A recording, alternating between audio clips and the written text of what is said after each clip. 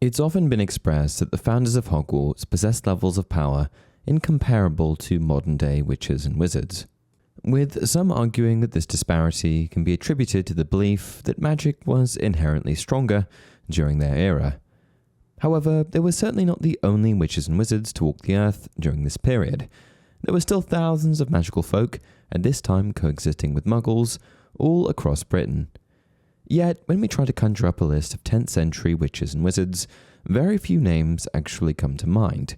Today we're going to be shining the spotlight on one of these individuals, giving him the recognition he deserves for his significant impact on magical history. Let's dive in.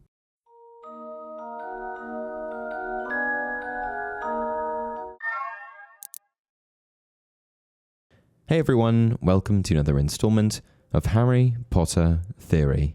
During the 10th century in the wizarding world, magical practices and customs were deeply rooted in ancient traditions. It was a time when magical communities were predominantly rural and closely connected to the natural world.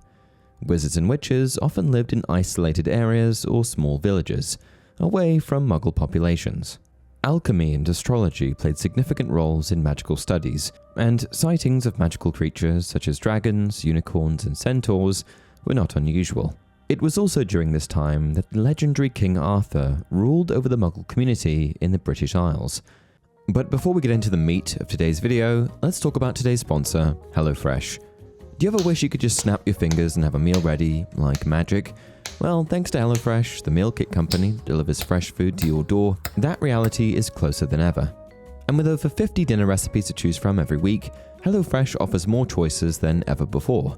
The best part is, most of these meals can be made in around 30 minutes or less. With a diverse menu like theirs, you really can't go wrong, even with picky eaters. HelloFresh lets you customize your delivery from week to week and offers all sorts of menu options like veggie, pescatarian, fit and wholesome, and more. I think even Helga Hufflepuff would approve. If you're like me and you value saving time and eating well, then I highly recommend you give HelloFresh a try. Just click the link in the description or use my code POTTERSEP10 and get 10 free meals and free breakfast for life. One breakfast item per box while subscription is active if you're in the US. Outside the US, the local discount will apply. That's code POTTERSEP10 or use the link in the description. Thanks again to HelloFresh for sponsoring this video. Let's get back to it. While the specifics of his existence and deeds differ between the magical and Muggle history books, there are still a fair number of parallels, and the allure of King Arthur as a symbol of valor and leadership resonates across both Muggle and magical history. And what's particularly interesting about Arthur is that while he was a mere Muggle, his sister happened to be one of the most powerful witches to ever walk the earth, Morgana Le Fay. We first hear of Morgana Le Fay in the Harry Potter universe when Ron mentions that he has about 6 of her chocolate frog card. I've got Morgana again, and I've got about 6 of her. Her card makes it very clear that she was a very powerful, dark witch, and this directly sums up the version of Morgana that the Harry Potter universe adopted. We got the evil Morgana, not the morally righteous one mentioned in other stories of old. She's first introduced in Vita Merlini, where she's painted as a morally righteous healer with connections to the sea. However, she's later reintroduced in Le Morte d'Arthur, where she suddenly becomes the evil sister of Arthur, intent on conquering Camelot. And it's in this story that we're told the tale of how Merlin and the Knights of Camelot help Arthur to defeat his sister. And the Knights of Camelot are particularly integral to today's video because it's an individual from within this group that is the focus of today, a certain Sir Cadogan.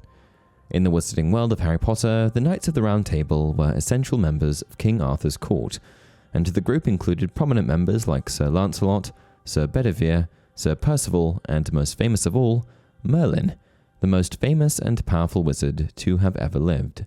In the wizarding world of Harry Potter, however, the Order included a second wizard, Sir Cadogan, who earned his place through his friendship with Merlin. Although often overlooked in many retellings of the Arthurian legends, Sir Cadogan played a crucial role as a key member of the Knights of the Round Table, bringing his exceptional magical abilities to the group and making significant contributions to their noble cause. In most cases, Sir Cadogan was included in wizarding versions, but absent in Muggle ones. Cadogan was born in the British Isles to a wizarding family sometime in the Middle Ages.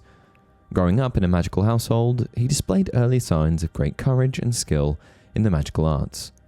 Born in a time when wizarding education was still in its formative years, Cadogan was fortunate to witness the establishment of Hogwarts School of Witchcraft and Wizardry, a revolutionary institution that would shape the future of magical education for centuries to come. As a young wizard coming of age during this pivotal moment in magical history, Cadogan was among the fortunate few who had the opportunity to receive a formal magical education.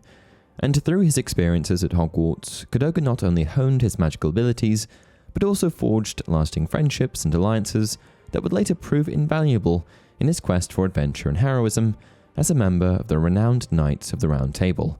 During the sorting ceremony at Hogwarts, Cadogan's exemplary bravery and unwavering determination caught the attention of the Sorting Hat, and, unsurprisingly, the hat placed Cadogan in Gryffindor, a house known for its daring, bravery, and willingness to fight for what is right. This would have been right when the founders started using the hat. Given that Cadogan attended Hogwarts during its formative years, and his close proximity to Godric Gryffindor, it's likely that he was taught directly by the Hogwarts founder himself. With the castle still in its infancy, and the 4 founding witches and wizards actively shaping its curriculum and values, Cadogan would have been immersed in a unique educational environment where he had the opportunity to learn directly from one of the most revered figures in magical history. It was also during his time at Hogwarts that Cadogan formed a bond with arguably the most powerful figure to have ever lived, Merlin. Merlin started at Hogwarts around the same time as Cadogan and was sorted into rival House Slytherin. But that didn't seem to stop the pair from forming a bond. Despite the conventional divisions that often defined interactions between students of different houses, Cadogan and Merlin forged a bond founded on mutual respect, admiration, and a deep appreciation for each other's magical talents and wisdom. What made this even easier was the fact that the pair attended the school prior to tensions developing between the founders. I imagine that this would have been one of the best times to attend Hogwarts.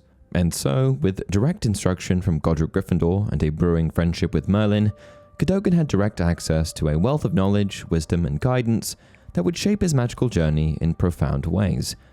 Under the mentorship of Godric Gryffindor, Cadogan honed his skills in spellcasting, dueling, and the principles of courage and valor that were the hallmark of Gryffindor House.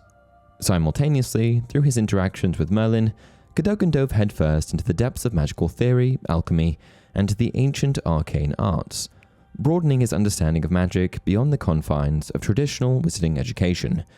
The shared conversations, spell exchanges, and mutual exploration of magical mysteries between Cadogan and Merlin laid the foundation for a partnership built on mutual admiration, intellectual curiosity, and a shared vision for the future of wizard kind. And it was in part due to his friendship with Merlin that Cadogan was later sworn in as a Knight of the Round Table. Upon joining the group, one of Cadogan's first tasks was to take on the infamous Wyvern of Wye. The Wyvern of Wye was a winged, 2-legged dragon with a barbed tail that had been terrorizing the west country of England. Many brave souls had attempted to vanquish the beast, only to meet a tragic end, and the Wyvern was truly a formidable adversary that posed a challenge to even the most seasoned of knights. In his initial encounter with the beast, Sir Cadogan suffered the loss of his trusted steed and saw his wand, sword, and visor destroyed. Narrowly escaping with his life, many would have quit, but Cadogan's brave spirit refused to yield. Determined to face his fate with courage, he seized a pony from a nearby meadow and charged straight towards the Wyvern, wielding his broken wand. However, when the Wyvern lunged forward in an attempt to devour him and his new steed, Cadogan's broken wand, emitting erratic sparks, pierced the Wyvern's tongue and ignited the fumes within its belly, causing the dragon to explode. And this was likely the crowning achievement of Cadogan's life, with him dying a number of years later via natural causes. In the current day, Cadogan remains a relatively obscure figure, though his legacy does live on in the popular wizarding idiom, "I'll take Cadogan's pony," which refers to salvaging the best one can from a bad situation. Furthermore, a magical portrait of Sir Cadogan, painted during his lifetime by a poor wizard, that depicted him with an oversized sword and fat pony, was hung on the 7th floor landing near the divination corridor in Hogwarts Castle. It's here that Cadogan's portrait liked to retell the story of his defeat of the Wyvern of Wye, sometimes taking as long as 3¼ hours.